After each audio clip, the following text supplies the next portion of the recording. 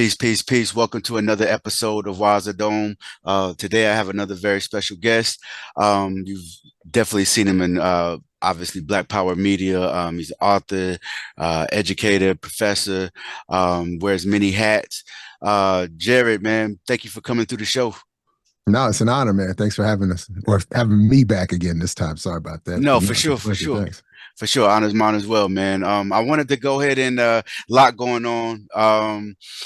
You had have the revised version or the second edition of the Myth and Propaganda of Black Buying Power that came out this year, and so I did see the build as well on Black Men Bill, which was dope. So salute for that, and salute to them as well.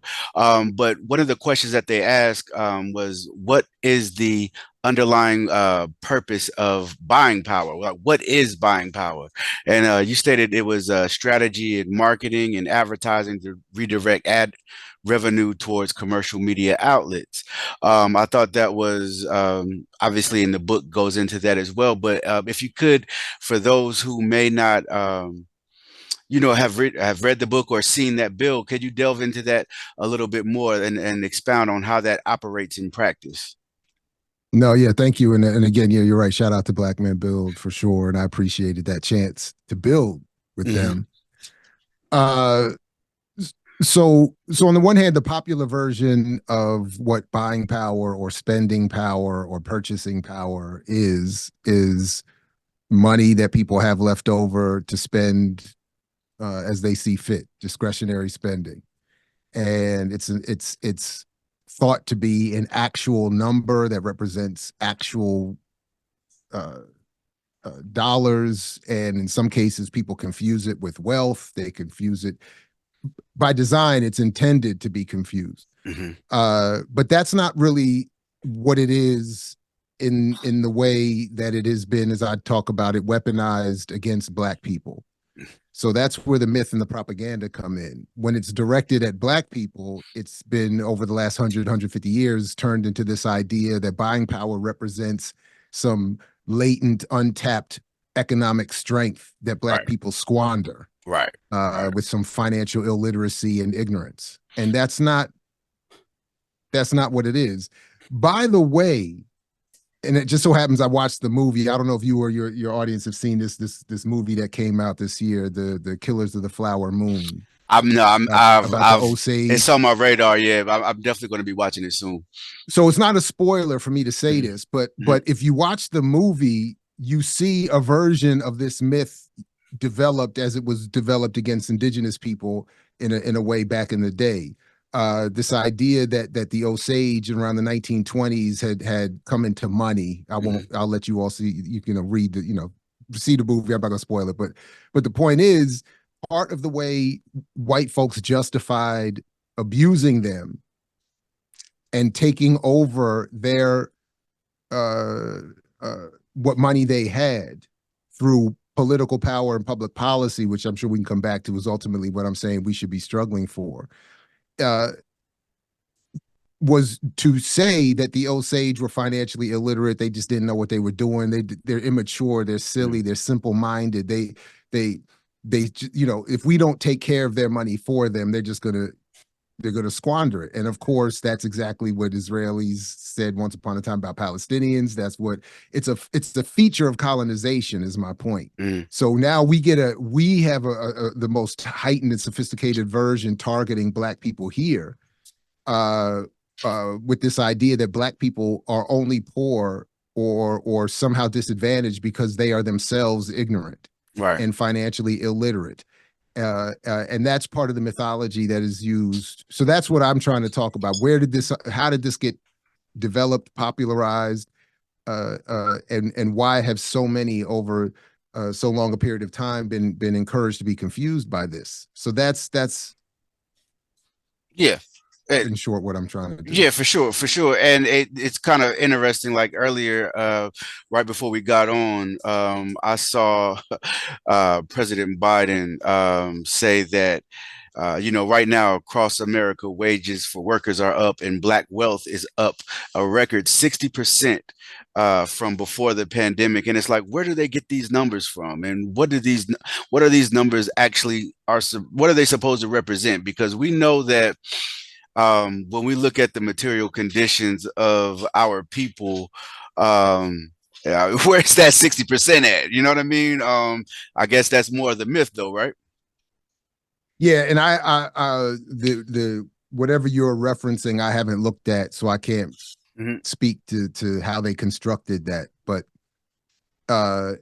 it just doesn't sound like it matches what I have been reading from other people's economic research, whether it's Diedrich Muhammad, Derek Hamilton, Mhm. the NCRC, the National Bureau of Economic Research, the Economic Policy Institute. I mean, there are all these sources that I mean, even I was just looking at the wealth division in this country, the wealth breakdown in this country, where 0.1% of this country has 6 times the wealth of the bottom half of the country. Wow. So yeah, whatever they're claiming about has happened. And then, but remember, if they're saying 60% since the pandemic of an increase, we're still dealing with the complete erasure of Black wealth after the 2008 crash, where most of the Mhm. Black and brown wealth was destroyed in because of the homeowners, the housing value Right. collapse. So, and then by the way, as you just were basically saying, I mean, most of the data is important to study, I think, and to be aware of, but I think most can just look out their window and just look at the lives that they and their families and communities are leading and see, like, come on, man, what are we talking about here? What is this great new day Right. that people are supposed to be experiencing? What I think is more important is to look at the amount of wealth, and this is something I've increasingly wanted to be doing, the amount of wealth being created that is housed in that 0.1%, who by themselves, it was shown, have 12.5% of all the wealth in the country. Mm. And the bottom half of the population has only 2.5% of the wealth. So that's so the 0.1, again, 0.1%. And we're talking about almost $200 trillion. Wow. And they're saying globally in the next 20 years, I just read the global accumulation of private wealth is going to be just under $700 trillion. Of private wealth. So what that means when you see things like Oxfam and others who look at the global situation and they say basically it's the same thing, 1% have more wealth than the rest of the 99% of the planet. What they're talking about is $700 trillion Wow. is mostly residing in the hands of like 1% of the population. And my thing is, and I increasingly want to make this argument part of my own work, is that we should really stop with this argument over business and circulating dollars and financial literacy and who's lazy and who's smart and just say, look, again, it doesn't matter whether you own the pizza shop or you're shopping for the pizza. The exchange is creating wealth, and that wealth needs to be redistributed. That's it. It doesn't matter. I shouldn't have to be a good businessman. You shouldn't have to be the most brilliant innovator and inventor for us just to have a decent living and healthcare and a Right. place to live and food and education for our children. Like there's the wealth is already there. We've already created it. And again, so that's part of what I'm saying is how this myth works. Instead of us asking questions about, yo, we just created $700 trillion last year for the whole planet. Mm. Everybody in the world should be chilling. Right. Right. Everybody. Everybody Everybody. should at Everybody. least, everybody should at least, at minimum, have a decent place to live and not be struggling and not be living. And look at how many people live. I mean, look at how people are living around the world. Yep. I Yep. mean, never mind just down the street. So, I mean, like, that's what I'm saying. So the myth is getting us to be distracted by that, and then they while they extract and steal and exploit to create that all that wealth and then keep it all, they're telling us to start a small business, Hmm. and telling us to circulate our dollar and start a savings account and learn how mutual funds work. And I mean, that's not why we're poor. That's Right. not why all this inequality exists. So and it should, and again, I shouldn't have to know anything about a checking account to benefit from the wealth I've helped create just by going to work and paying taxes and shopping and paying my bills and doing all those things that a regular citizen does. That's creating all this wealth.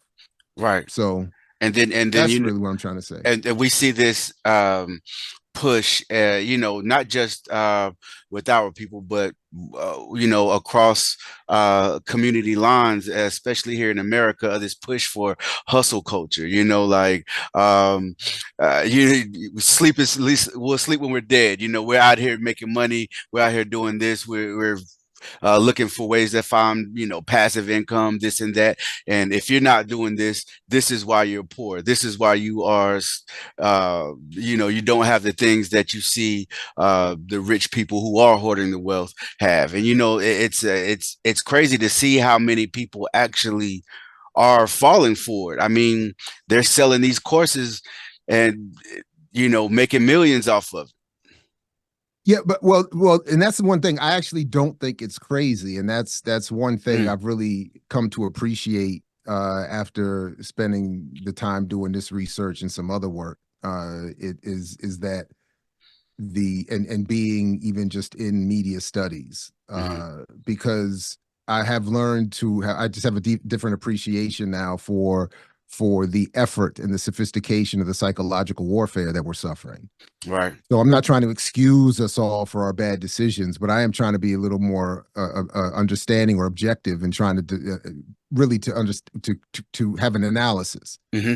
that yeah, we should do better with what our decisions. Yes, we could do this. Yes, we could do that. But the reality is, uh, ultimately, billions of dollars and decades of intense study and research has gone into and continues to go into studying how to manipulate most of us, how to create narratives, how to uh, d- d-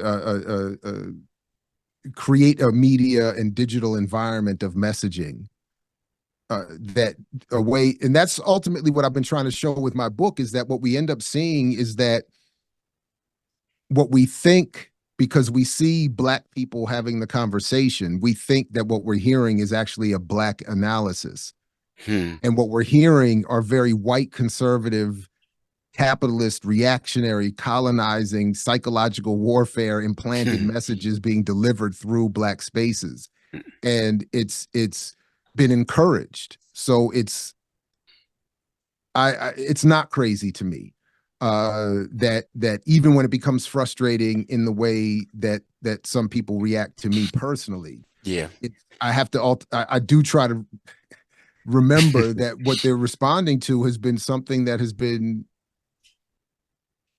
literally constructed by the most powerful and wealthy sectors of the society for a long time. I mean, that's really what mass communication research in the field of communication studies was developed to do, Yeah. to organize the study and research into manipulating public opinion.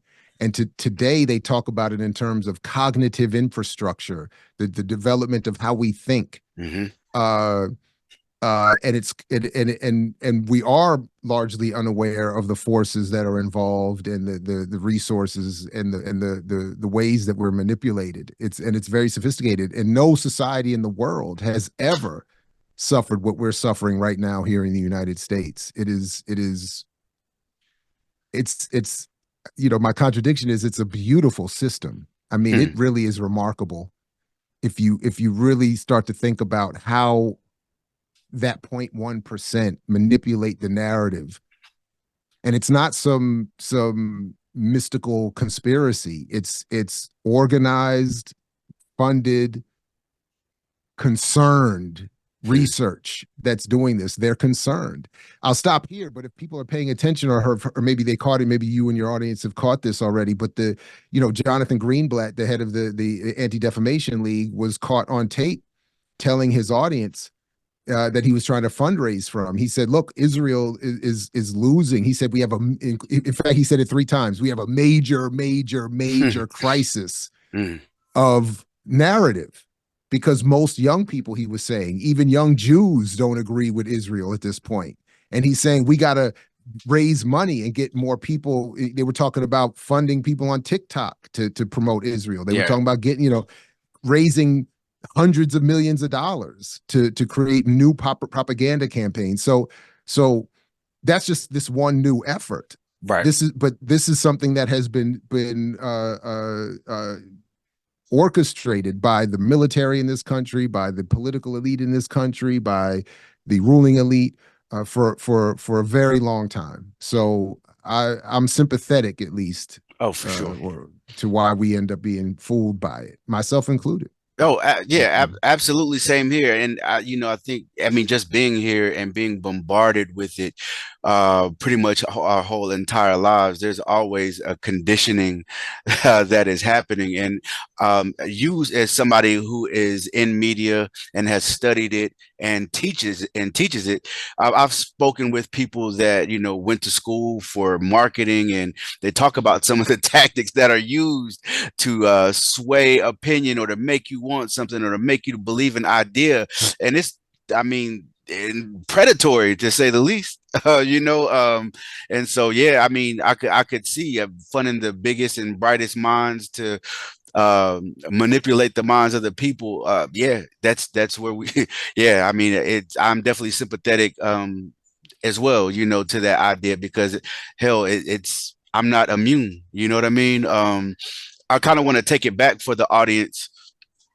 As far as this idea of Black capitalism and, Black capitalism being a, I guess, means to an end for, our situation here in America. Is this something, Richard Nixon's promotion of Black capitalism, on the surface, did it serve as a tactic to impede the progress of the Black Power movement, from how you see it?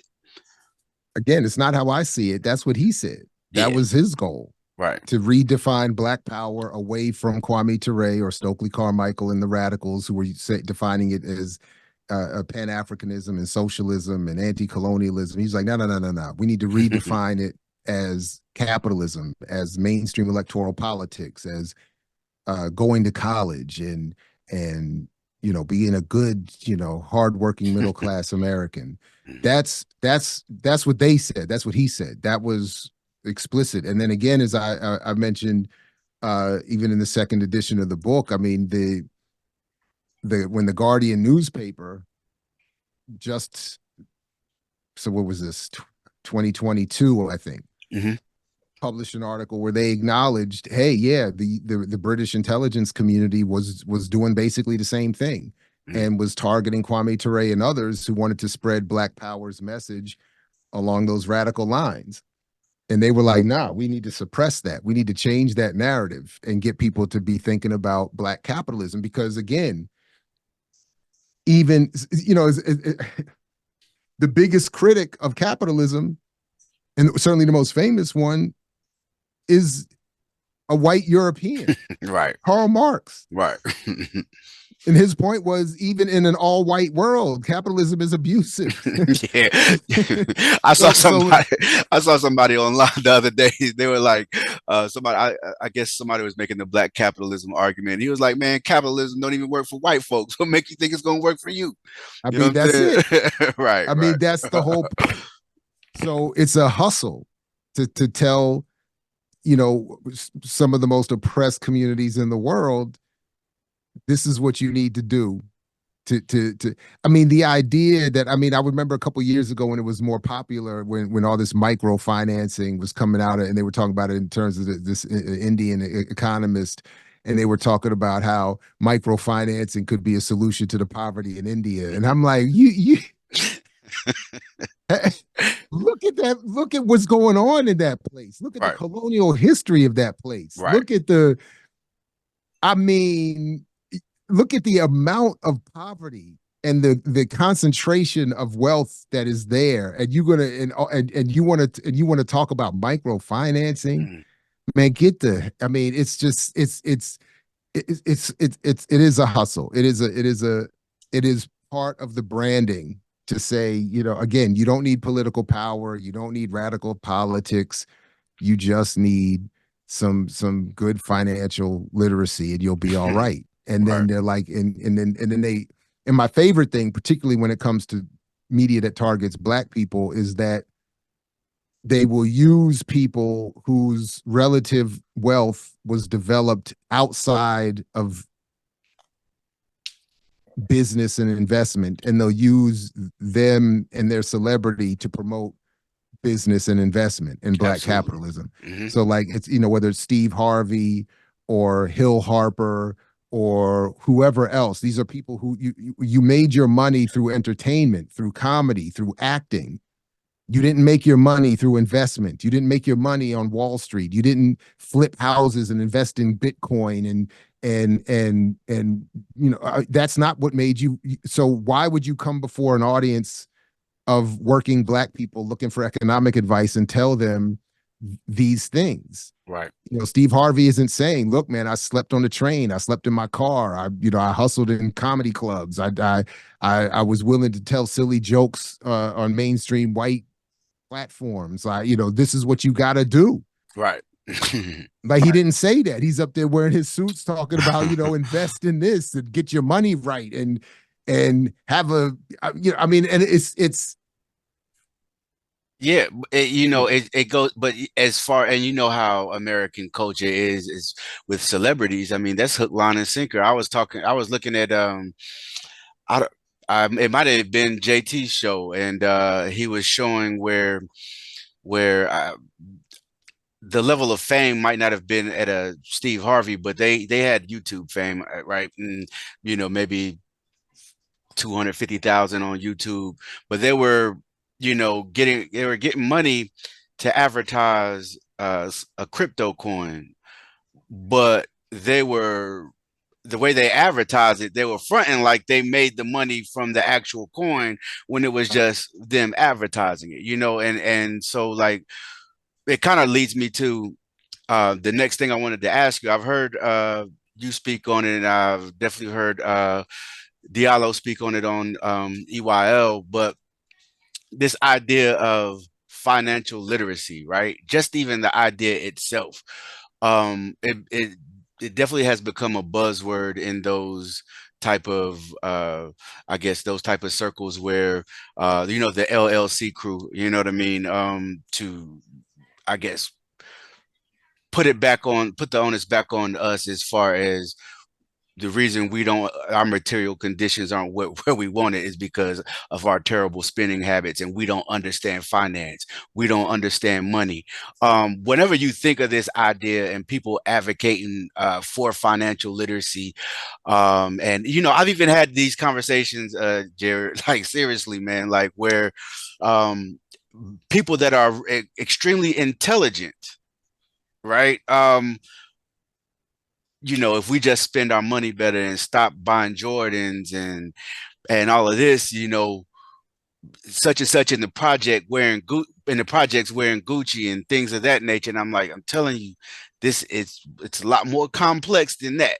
But whenever you think of this idea of, you know, financial literacy, like first off, what is financial literacy in the framework in which they present it? Oh, so check this out. So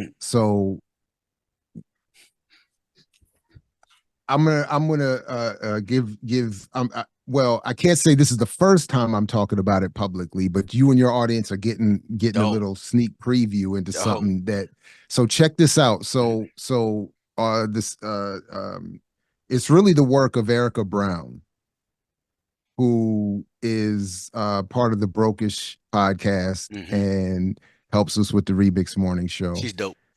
She's very dope, and she's doing some incredible research as part of her own doctorate right now. Mhm. And what so what I'm the tease that I'm saying is in about a year you gotta you gotta have me come back and or maybe have Erica come back. I don't know if she's gonna want to make this point the way I want to make it.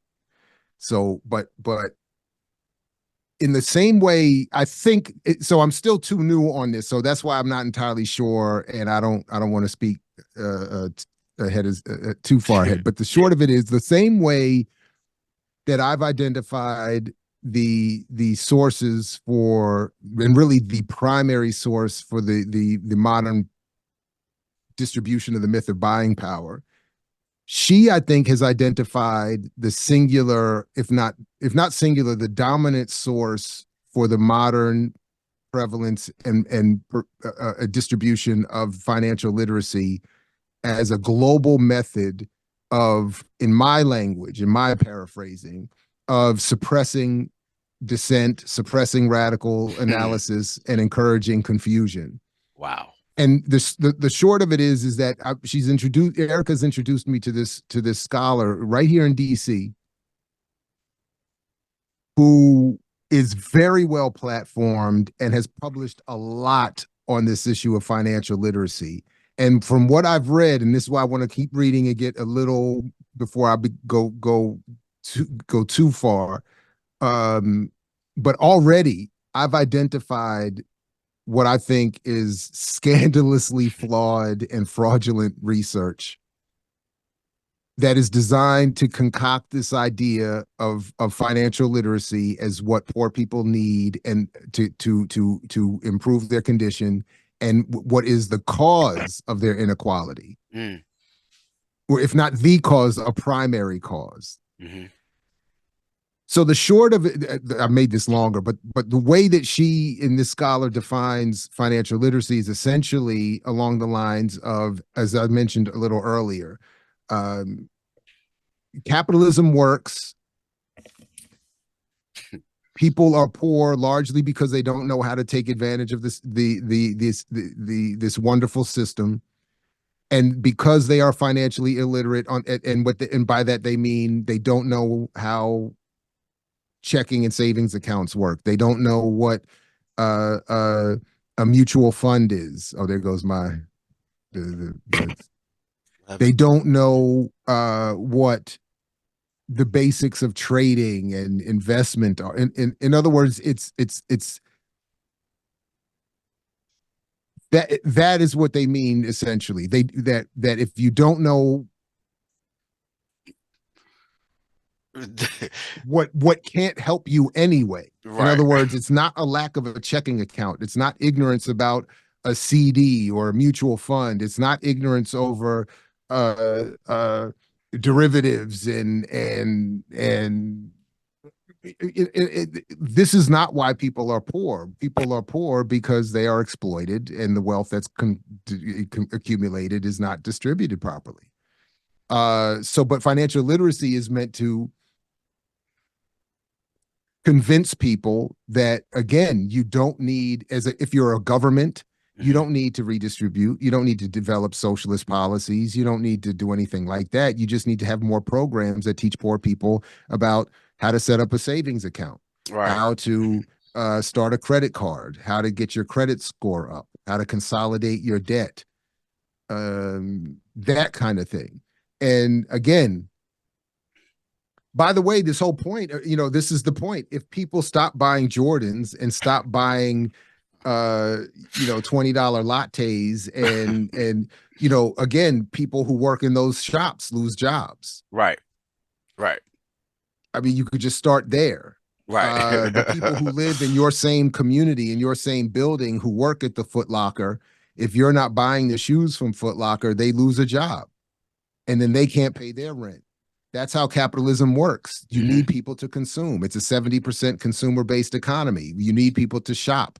The problem is when you buy the $200 pair of Jordans, the wealth that creates should be redistributed back to your community so that you're helping your community when you go shopping. You're Right. creating wealth that instead of getting accumulated in the pockets of 0.1% gets redistributed, and your school gets improved. Maybe your healthcare is free. Maybe I don't know. We could do a lot. We got Hmm. trillions of dollars just flowing upwards to 1% of the less than Yeah. 1% of the Yeah, population. nobody should be without food, clothing, and shelter. I Yeah, mean, no. that's nobody, and uh, I saw you mention this book. It just came a few days ago, so haven't had a chance to read it. The Mm, Prophet of Discontent, mm. about MLK's critique on capitalism, and his whole idea of redistributing the wealth, and we're coming to get the check. I feel like that's what got him killed. And obviously his outspokenness against the war and things of that nature, but um, just the idea of us having us not being good at capitalism yet, right? Us not understanding what financial us not being financially literate, us having bad spending habits. It totally ignores any type of institutional oppression that has occurred, from the time we've been here to now. Eric Williams, Capitalism and Capitalism and slavery. Slavery. And I was reading something from Richard Wolff the other day, and what was interesting, he was talking about um, all of this schooling that he has, all of these economic classes that he's taken. They they act like socialism or any alternative to capitalism doesn't even exist. Like, Mhm. I mean, if as you as an educator, can you just like speak to that a little bit, as far as, even if one, because we kind of, and we'll get to it later, we kind of saw, like even whenever, we'll get to it in a minute, but with Boyce, right? And his response on Willie D's, uh, it's like, is he even aware of any other system outside of this predatory system that we know as capitalism, right? Is he even, does he have any, even just a surface knowledge on any alternative? Because I don't want to get too far into that with Boyce, because we will in a second. But as somebody who is an educator, somebody, professor at Morgan State, the idea that, if you study economics, you're only going to study uh, capitalism, and how to, I guess, understand the inner workings of capitalism without any alternatives. Like, I mean, what does that say? So so let me be clear. I don't have an economics degree, so I Sure. don't know exactly how. But what I but I've read enough of mainstream discussion of economics as part of my own work to know that there's at least several problems. But I think of it in terms, you mentioned Morgan State. I think, I make this point all the time, since my building happens to be right next door. But there is no building for political economy. Hmm.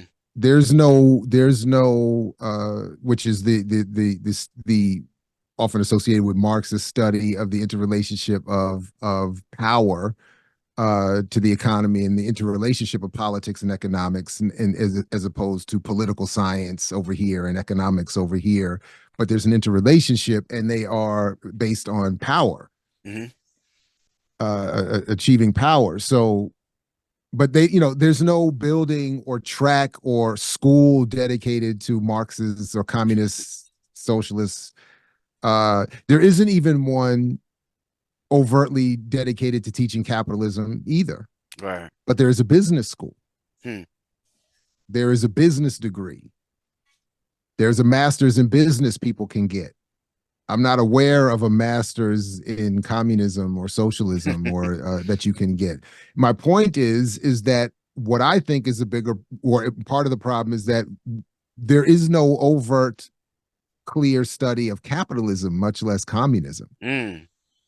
Right. I used to use the documentary The Corporation in my classes all the time, and part of what they do in that documentary is ask all of these, economists and business people and Harvard this and Princeton that and Wall Street this, what is a corporation? And all of them on camera struggle Hmm. to come up with an answer. Hmm. And I think we have the same problem with capitalism. I don't think most people actually understand what capitalism is, what a capitalist is, the the immaterial or social nature of capitalism. In other words, I think it's a mistake to describe it strictly as an economic system. It's an entire colonizing social Absolutely. apparatus. Right. And that's why Marx and Engels talked about, we studied money because that's what determines social relationships, not because we want to study economics.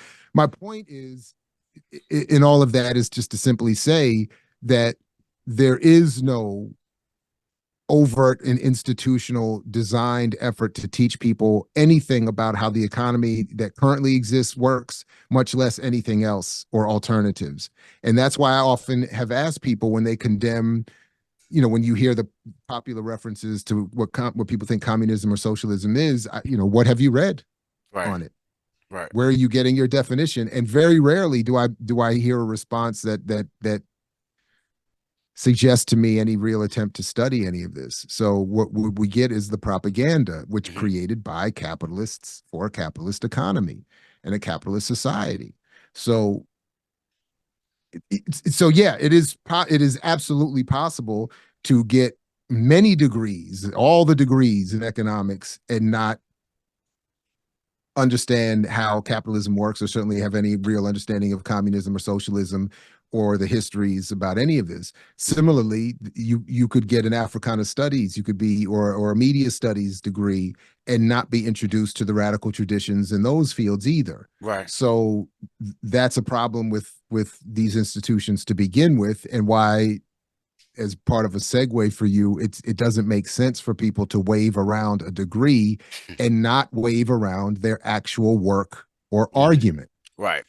All right. Before we go there, because I definitely want to go there, because I have my own criticisms of him even before that. You know what I mean? But for most, all right, within the Africana studies paradigm, right?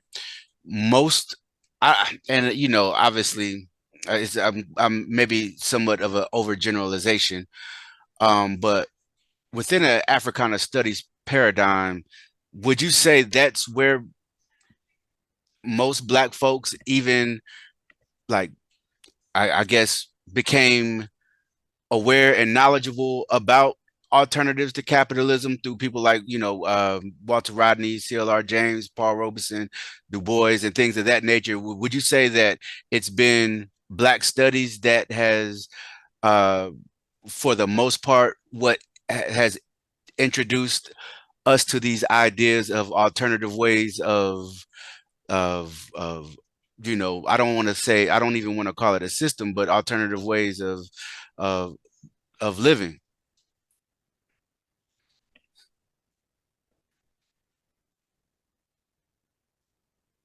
So I think I have to answer. The short answer is no. So Mhm. institutionalized Black or Africana studies, I think, has not done or been able to Mhm. sufficiently teach the full range of the Black radical tradition. Mhm. In fact, you could argue that there has been within Black studies an effort to suppress the engagement of African people around the world with communism and Mhm. Marxism and socialism because it's seen as Eurocentric. Mhm. And there is so That's interesting. yeah. I think Black studies has always had this sort of internal struggle with that. And I think to this at this point, I think it would have to be conclude. You would have to conclude that Black studies has not done the work of teaching people. What has taught people about, to the extent that people do know at all about these histories, is the broader expanse of that Black radical tradition and the activist world and the radical intellectual world, Mhm. who not only produced some of those figures that you talked about, of course, Du Bois, Robeson, Claudia Jones and Jones, many yep. others, they evolved before what we would now know of as institutionalized Black studies. Hmm. Uh, and we're so it's Black people engaging all forms of radicalism, some of which includes communism and socialism, that has made that. And it's I think, again, unfortunately, Black studies has not been able to Hmm. organize itself to institutionalize a proper continual study of those people. So yeah. Yeah, I know. I got you. I got you. Yeah, that's quite interesting. Just especially, and I know some of the, especially, I don't know what Dr. Clark said, and I just think it's always important for us, like you just mentioned, a complete and total exploration of our Black radical Mhm. traditions. Um, Whether you decide to be a leftist or not, you would still need to have a working understanding of what it is you're either for or against, and the fact that so many of our great thinkers and revolutionaries were indeed leftists. You may want to at least study that, right? But let's speaking of speaking of what people have studied and what they haven't. Um, so for people, you've already mentioned this on what I mix what I like. So, but for those who haven't seen, and that same Black Men Bill, which is excellent, which is also on Black Power Media. Everybody go check that out. Um, Willie D posted a clip. Willie D from the Ghetto Boys posted a clip and accused you of using statistics to bolster the argument against the myth and propaganda of Black buying power. I guess calling you out your name for all kind of yeah, It was wild. yeah, taking a clip out of context. I don't even think he did that. The clip Or doesn't did say, he? even the clip doesn't say any of what he was accusing me of. I Right. mean, he was, No, so not at it all. was wild. It was Yeah, just wild. or maybe Yeah. not understanding what you were saying is in Mm-hmm. that clip is a better idea, right? And him being a entertainer, now podcaster, media person, um, it is what it is, I guess. I know it probably pissed you off, would have pissed me off too, but at the same time, was even Boyce, right? Like I said, I have my own criticisms of Boyce, but Boyce on the in the comments, were I guess he was saying that, hey, this brother is wrong. Um, we have to have more generations of Black capitalism in order to fix this issue. And I know you said that you've offered him to come to the platform and have this conversation, but if you can just get into just this whole thing that happened with Boyce and Willie, and what your idea and what came, I guess, what came to your mind whenever you saw that. So first of all, so on the one hand, I don't want to front. I want my work in the book to get some attention, and I want people, particularly the Black community, to read it and engage it. Mhm. Uh, what so on some level, I guess, I don't know. I was about to say happy that this is working, that this has come up, so that it might encourage people to check the work. But really, Yeah. this is that's not really what I mean, and that's not really how I feel. What Let me try this again. Let me try this a little differently. What I So in other words, yes, I want attention for the work, Hmm. but what Willie did is one thing, and even though he did call me out my name and said some wild made accusations and things, that I honestly wasn't as bothered by that, and wasn't even going to say much until I saw Boyce's comment, Hmm. because Boyce not only spoke up and misrepresented my argument, but he waived again in the comment that he has a PhD in economics, and therefore is should be seen as the unquestioned expert here. And that part bothered me.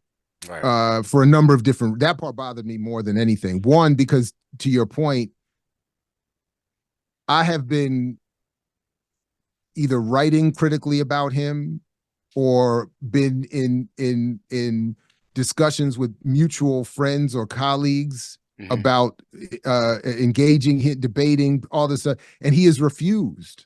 Right. So to then pop up in the comments, waive this degree, misrepresent my argument, did bother me actually more than what Willie did. Right. Right. Even though Willie's copied, obviously nobody wants to be called a whole bunch of names and have their, their work misrepresented, and to actually to have produced work that is meant to help Black people, have that be used, have that be turned around and misrepresented as me being a highfalutin academic talking down to Black people. That's frustrating. I'm not gonna lie about that. To be honest with you, that's why I really think he didn't understand what the argument was. You know, I know he didn't understand what I was saying. Yeah, I mean, he literally watched 1 90-second clip that it doesn't say anything that he's accusing me of, but he misunderstood everything. And so that's why I was starting to go at the beginning of this answer by saying, like, I really wish he would have engaged the work. I don't mind debate. I don't even mind some jokes. I don't mind even, I get it. I've even engaged it. So I'm not perfect. I get it. So I don't mind a little bit of, if you want to take a little shot here or there, that's fine. I mean, he obviously went way over the line, but I want it to be based on the argument. I want it to be based on what I'm actually saying. So that part, because I think anybody is frustrated. We can't lose that part, right? Like that's the part. That's what we need to be focusing on. What is the argument? And so Boyce, he came in and, obviously. So what was your thoughts on his responses as far as, generationally? Like we just haven't had a Black business. His argument, he said in the comment that I didn't understand that Black businesses have just not had enough time, and that we need more time for Black businesses to catch up to white businesses. And he was so that would be, as I said in the, I didn't have to cut you off, bro, but cool. That would be, according to some economists, another 500 years before our dollar even equaled that of theirs. But that's just in terms of what people like the group out of Boston. I know exactly who you're talking about, because they used to produce, and Diedrich Muhammad used to work with them. I used to read them every year. They do the Dr. King report, the State of the Dream report. It'll come to me later. It was called the State of the Dream report, is what they were doing for years, showing every year why Black people were not catching up. United for a Fair Economy. United for a Fair Economy. Thank you. And what they were showing was just in terms of, as far as that stat, the income, that at the rate of income, Black people will not catch up at the rate we're going now for another several hundred years. But there's so much more research. And, I keep making reference to the National Bureau of Economic Research paper that came out last year that demonstrates that, given the starting point of slavery, Black people can never get closer than 6-to-1 ratio in terms of wealth with white folks. And they even went on to show that even if you took the starting point of the end of slavery and went to today and took out everything in between that worked against Black people, from police violence to redlining to Jim and Jane Crow to lynching, if you took out all of that, they show that Black people still would only be able to get, in that case, would only have closed the gap to 3-to-1. Wow. Because everything, to Marx's point, the primitive accumulation of capital had already taken place. The resources are already gobbled up. Black businesses can't move into, white businesses at this point can't move into high-level manufacturing, military defense, where all the real money is being made. You can't get in there. You're not, white people can't start another Apple or another Amazon or another Google. You know what I'm saying? Like you're not. So that's that. So so for someone who claims to be an economist to comment on Instagram that black business just needs more time. First of all, it ignores all the economic research that, for instance, I cite in my work. So really, that was my point to Boyce. If you're going to waive the PhD, then be a scholar and produce scholarly work that debunks my argument. Right. Right. I've said I dare you, and I do to this day. Anyone, I dare anyone. I double dare you. Read my work, find the flaw, and if you're an academic, write a peer review response and critique. Right. I would love it. I would welcome it. As I reminded Boyce, my own book went through a peer review process, a blind peer review process. We should do that. Mm-hmm. And then, or even if you don't even want to do the scholar and tell me what's wrong, I don't have a problem with that. In fact, I would welcome it.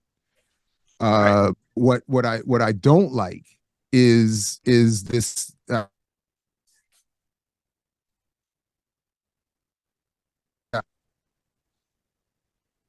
falsely representing themselves as having a genuine concern for black people, and they're using that false representation to mislead black audiences and then to condemn fraudulently those of us who produce critical work Mm-hmm. Of their ultimately their black capitalist fantasy. So it's just disingenuous, and I admit I've always had a problem with that kind of thing. Like I don't think Yeah. many people really like that kind of. Well, I have, Yeah. I got my own issues with, I don't know him personally, but I see who he rubs shoulders with, and it's a lot of people who are on this new delineation grift and the we are African grift, and I bang on that every day because I see it growing, and I'm trying to nip that in the bud, man. Our people have like you've mentioned before about the psychological warfare that is happening and has been happening, and it covers so many fronts, right? And like I feel like I'm someone who can see the grift pretty well. I may miss some things, but I don't like the idea of coming in the name of black liberation, um really just striving to grift and get what you can from the most vulnerable communities in America. Like I'm not for that, and that's the vibe that I get, from them. You know, you kind of mentioned as far as your book, and I think this is and and I mentioned Willie D's, possible misunderstanding or maybe not understanding what you were saying in the clip. And this is not about Willie. This is not about anybody in particular. It's what I am striving to do on this platform is to just for the fans of the show to just bring understanding of how to get this right. You don't have to agree with everything I say. You don't have to agree with everything any of the guests say, but have a process, have a methodology, right? And so you mentioned engaging the work, right? And on a previous show, we discussed the importance of actively engaging the work within an Africana studies paradigm or leftist paradigm. But the reason, there's so many people that are navigating, especially these YouTube spaces that have huge platforms that are making a lot of money, who are giving surface level analysis, wrong analysis, but they are fast talkers. They are extremely charismatic, and our people are falling for it daily, right? That's one of the things that I'm crusading against, right? And so one way that our people can prepare themselves, for that type of psychological attack is to have a good methodology and understand what it means to engage the work.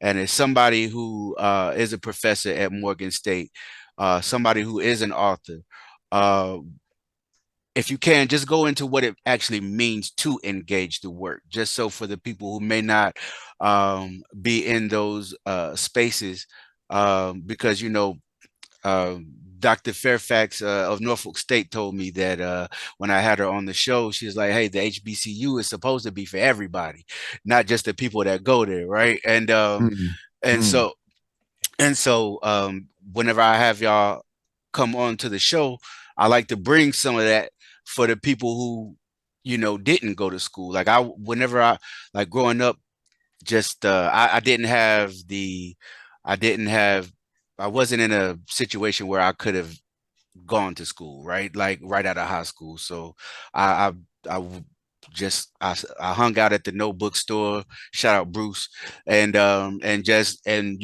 all of the scholars was coming from out of town, I would hang out there, and that was my education, right? But with that said, what does it mean to engage the work? How can people, step their methodology game up if they're not, coming from a academic background? So first of all, just shout out to that experience because I wasn't ready for college right out of high school either. I Mm. had to get myself arrested and serve a sentence in the Navy for Right. 4 years before I got my head straight, at least a little bit. And then similarly, it was Everyone's Place, the bookstore on North Avenue in Baltimore. That is wild that I got books handed to me with the stamp of that bookstore in them Mm. while I was out in the middle of the Red Sea in Desert Storm Wow. and didn't actually go to the bookstore that was maybe 30 minutes away from me till I got home. And then I stayed in there kind of like you did for a long time, even before I went to college properly. But the short of it is, I mean, within a lot of different academic disciplines, there's a variety of different methods that you're supposed to use and the goal of the methodology ultimately is to check your work and to check your own bias and to try to as best as anyone can make sure that the work you're producing is not necessarily objective. I don't agree with that or think that should be the goal, but it has gone through a certain level of rigor Mm. so that the argument has weight. So the way I simplified in my classes is to borrow from an old professor of mine who used to say you have to interrogate your preferences. Mm. And I say, so I always say you have to ask yourself, how do I know what I know? And Mm. why do I like what I like? Mm. And especially the more you learn about this, how this society works, it's important to ask yourself that because it's not even to say you need to change any of it, but it is important. Why is that movie appealing to me? Why Right. does that song appealing to me? Right. And then if you, from my perspective, study media studies, particularly radically, critically, you realize that all of this is done by design and ultimately for some really scandalous purposes. I Mm-hmm. mean, all of which has to do with creating the inequality and protecting the inequality that we're talking about already. So that's why I'm saying, methodologically, it's not that deep. I Mm-hmm. don't think you need a lot of schooling to say, as we were talking about in terms of the Willie D example, to say, yo, I've only watched 90 seconds of this dude. Right.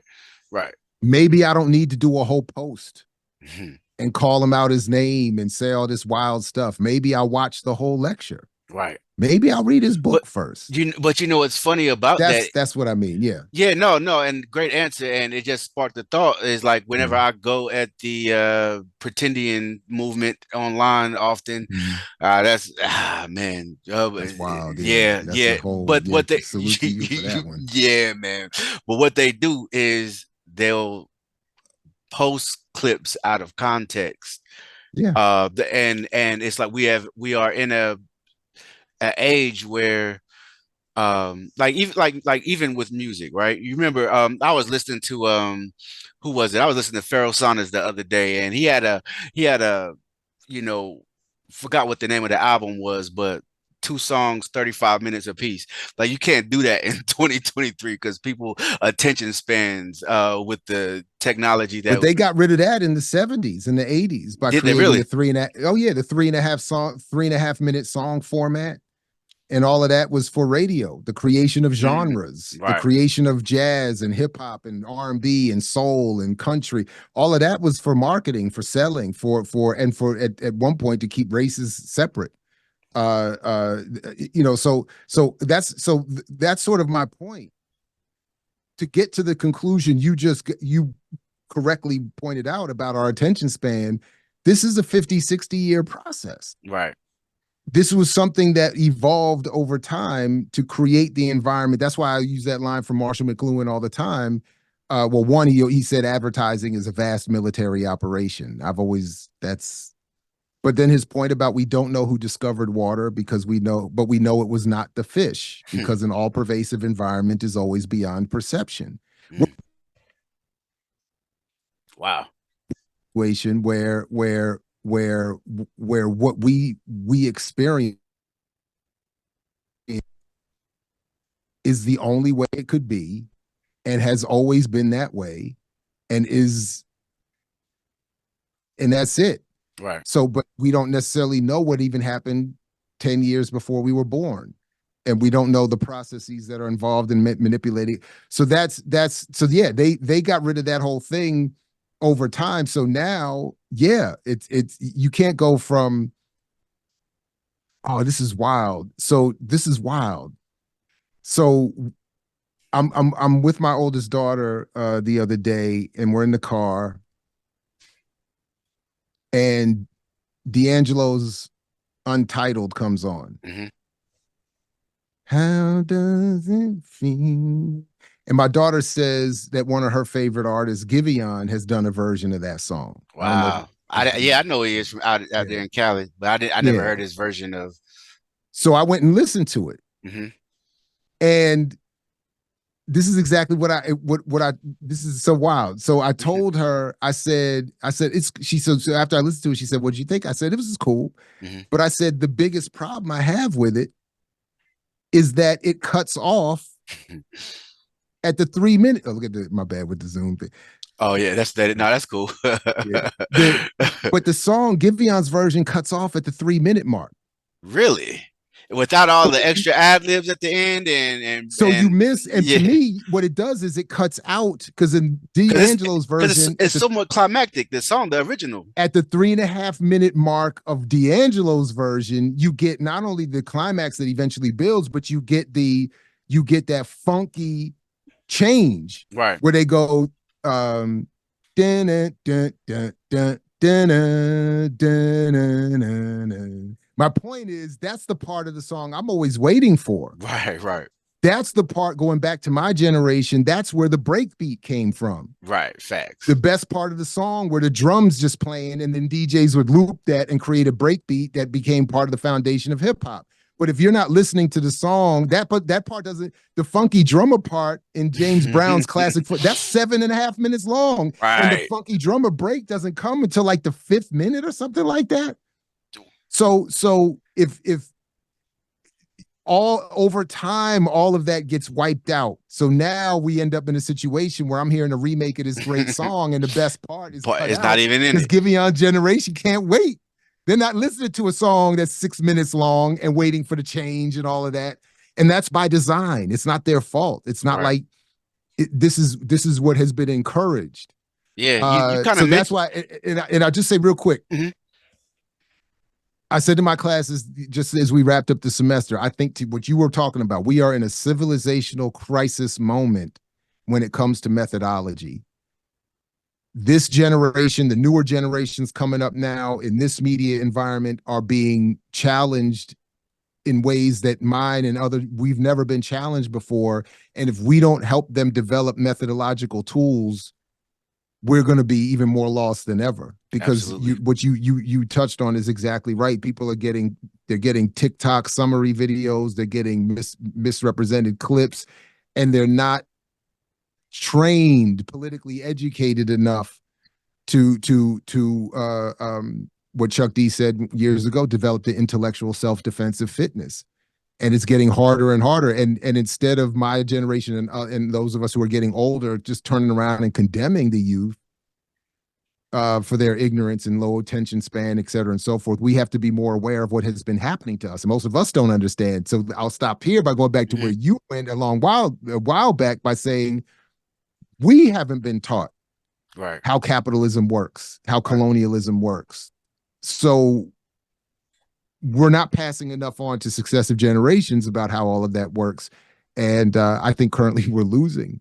Yeah. That's I why you're having that battle with the Oh Chinese man, and all of that. it's draining too, because like it's some of the wildest claims that you've ever seen in your life, Yeah. and these people have based their whole lives not just online, but their real lives and their identity around um pseudo historical information that they found from a fast talker on YouTube, and it's sad, man. It's that idea like just depending on how far gone you are, everybody ain't gonna make it, But I, a lot of people ask me like, "Yo, why you have those battles like that with them online?" Just for the people that are sitting on the fence, so they can, if they see them get destroyed, maybe, and a lot of times too, I think some of those people, I wonder if some of those people are like are those even black people behind those accounts? Like is this like some you know what I mean? Like what are we doing here? But again, last question I wanted to ask you. It was um a bill that you had with Norman Finkelstein. I thought it was a great Mhm. conversation. um and I appreciated your perspective on it. This whole idea of identity politics sometimes coming from the left kind of rubs me the wrong way because of our experience um, being it seems in a lot of cases it seems the critique of and I'll get into my question in a second, but in a lot of ways it seems like their critique of what they consider identity politics is just another way for them to marginalize the experience and the ideas that we have and what we have gone through.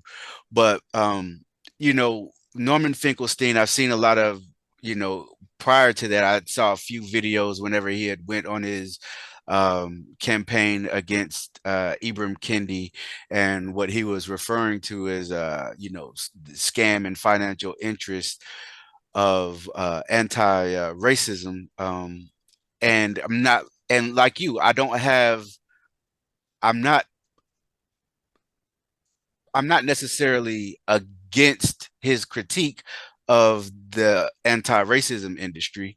Um, it's the fact that, as you kind of mentioned, you're not going into black scholars of black radical traditions in order to validate some of these things when these things have been said long before you even had this idea. But if you can, for those who haven't seen that discussion, and I'll make sure the links for all of these builds that we have brought up are in the description. But for those who haven't seen that discussion with you and Norman Finkelstein, can you kind of go into what his premise was and what your critique of his premise was?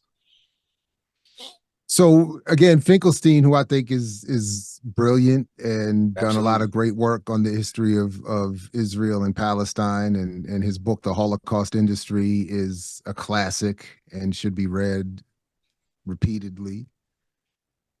But with this latest book about Burn That Bridge, with the critique of popular black scholars, is I think he just was outside of his lane, Hmm. and he wasn't grounding his critique in, again, black scholarship and black thought, and therefore I think misunderstood. Again, not that he was wrong per se about Kendi or whoever else, but that he misunderstood, I think, how they were platformed, and the work that they were there, that people like Kendi are platformed to negate.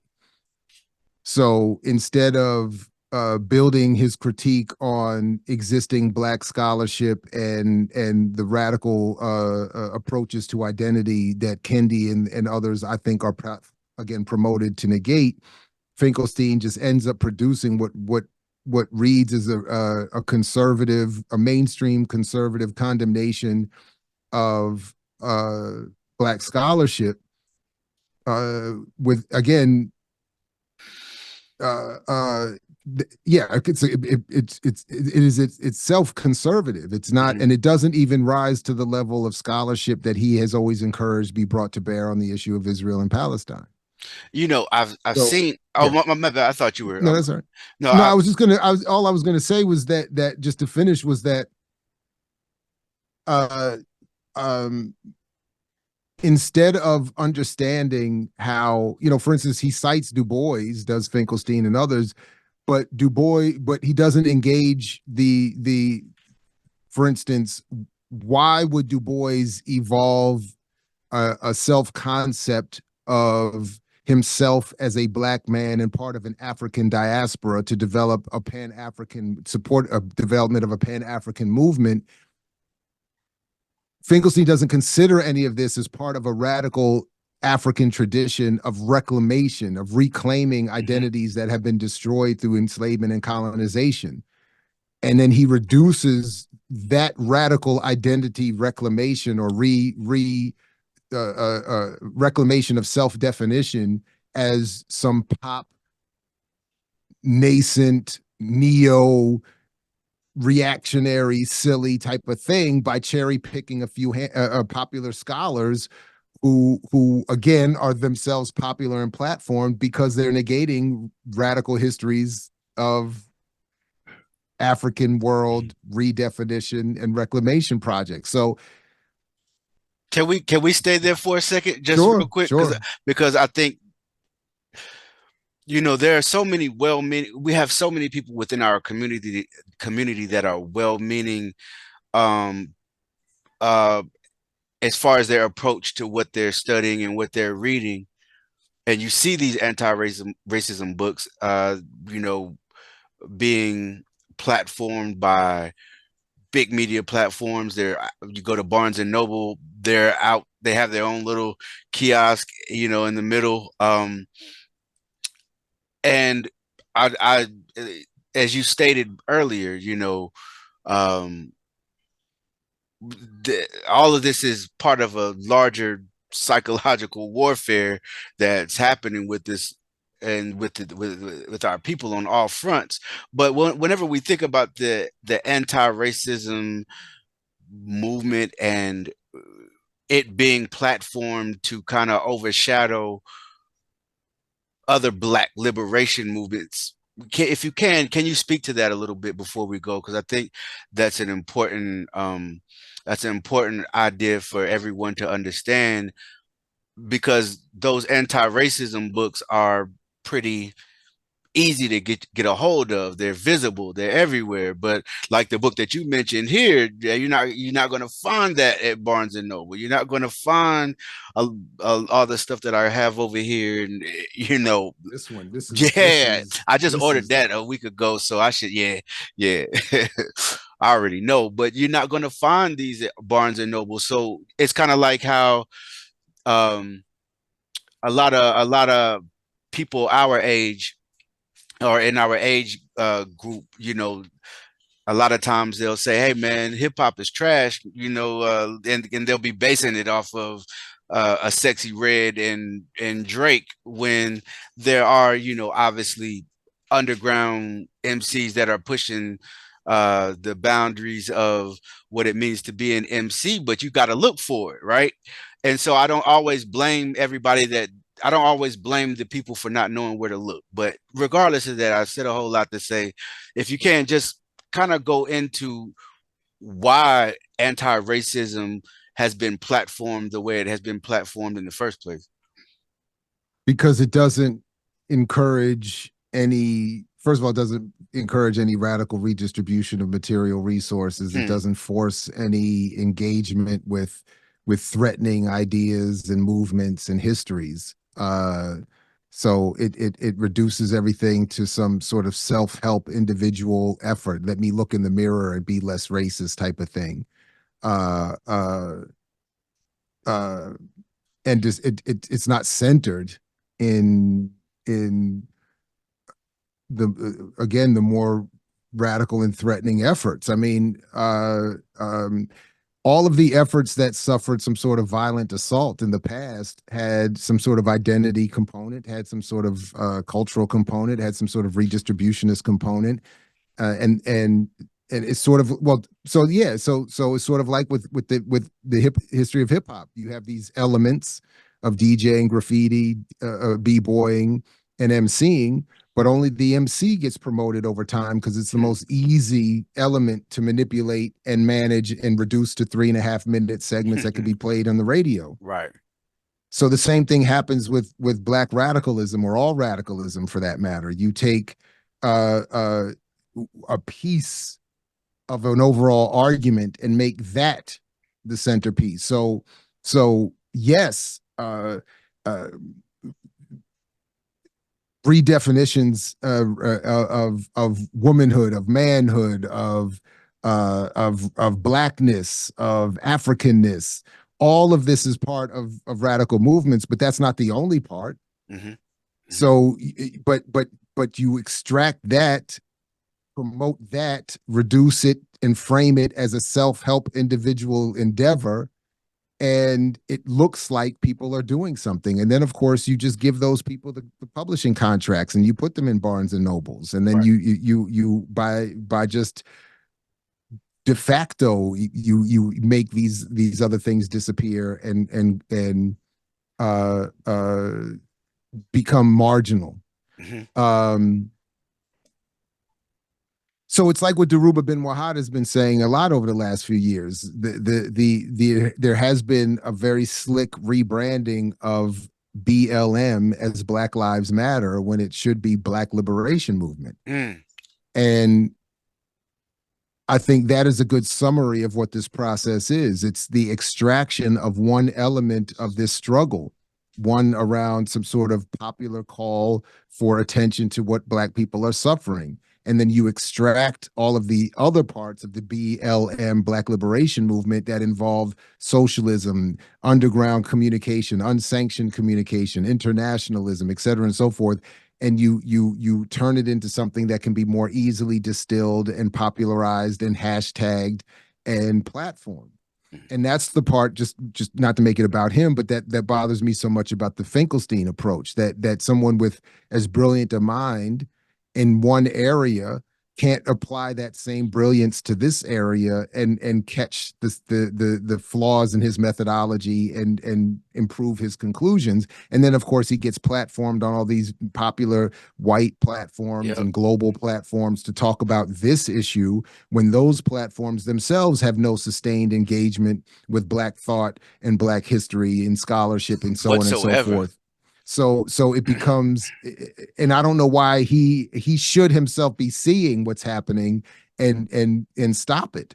I mean, seriously, he knows how this works. He Well, should be aware I think he's kind of of, being a but participant in it, right? Like, I just before you go, because you brought something up as far as Finkelstein, whenever he was going on all of these different platforms. Did you notice when he was on these platforms, these white platforms that have never engaged any type of, Black liberation ideas, books, authors? He was saying, it kind of like maybe like what he was like, yeah, uh, Malefic Santi. Have you heard of him? He was like, and the guy would be like, no, I heard him say it twice on two different platforms. And he was like, well, he's a quack. And I was like, oh, I what? didn't hear that. Wow. Yeah. He was like, he's a quack. He's over there at Temple. And I was like, oh man. So regardless to whether you agree with, Dr. Malefic Santi from the days of Afrocentricity to, now, like, that's crazy. And just considering that a lot of the people that have even come through that PhD program that he created at Temple, that's we don't view our like I said, we don't view our scholars in this Black tradition that way. And for him to say that, just for me, showed the disconnect in black radical thought and tradition, because for him to say that on, I don't know, it was just kind of wild to me, like, but it is what it is, I No, guess. I unfortunately never, well, Yeah, fortunately never heard that or saw that. But that's sort of my point. That's disrespectful not only to Asante, but to again the black intellectual community. right.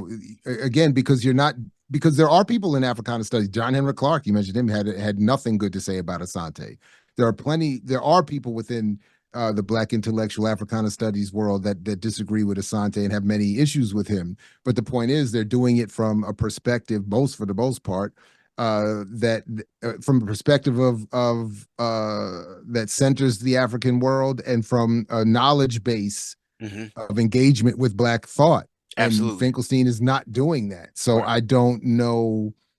And then again, it's irresponsible to make those kinds of claims in the spaces he's making them without the appropriate context. So Yeah. no, I've missed all of that, but I'm not happy to hear about it. Yeah, yeah. I'll shoot it to you if I can find it again. But I'm again, good. I'll take your word for it. I don't need to yeah, watch. I'm yeah, good. I'm yeah. good. Because even the way he came off, it'll kind of, it'll definitely rub you the wrong way. Like, nah, man, it's not how we like. And if, yeah, like you said, there's a difference between Norman Finkelstein critique or criticism of Asante and Dr. John Henry Clark. There's That's definitely a difference. it's a Definitely. um, but yeah, but So yeah, that's yeah. If Finkelstein, and that my joke before was, if Finkelstein had one real black friend, he would not be doing all of this, because that right. person would have said, "My man."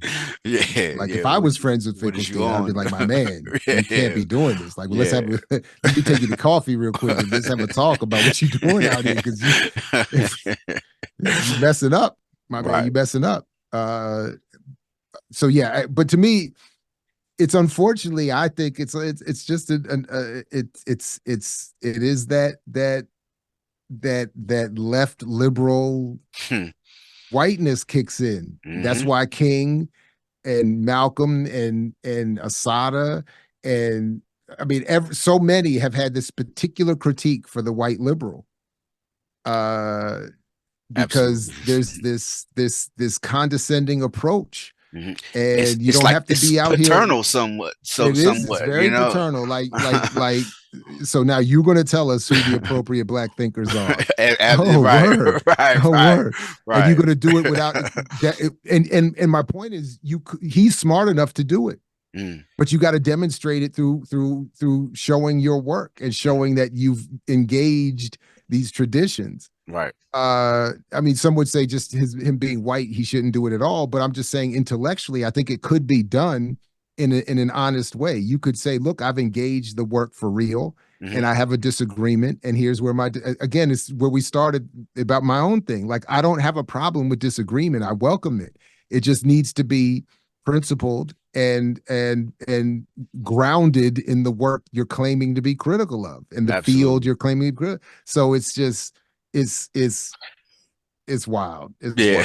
wild. We're in a crisis of methodology right now, civilizational crisis right now. Absolutely. Well, second time on the show. First time was with the EYO crew. This first time solo, man. I just wanted to say I appreciate the time, and definitely thank you for coming on. Appreciate what you're doing over there at Black Power Media as well. And peace to everybody over there at Black Power Media. If you want to let the uh listeners know where they can find you online or on YouTube, for those that might not be aware of the whole Black Power Media umbrella, can you just let everybody know where to find you at? Yeah, I mean, Black Power Media on YouTube, and I'm at I Mix What I Like on all your social media. I mix what I like.org. If you know, for my specific work, more of that. But it's been an honor. I appreciate the invitation. I always appreciate the build, and thank you very much. Thank you. Peace.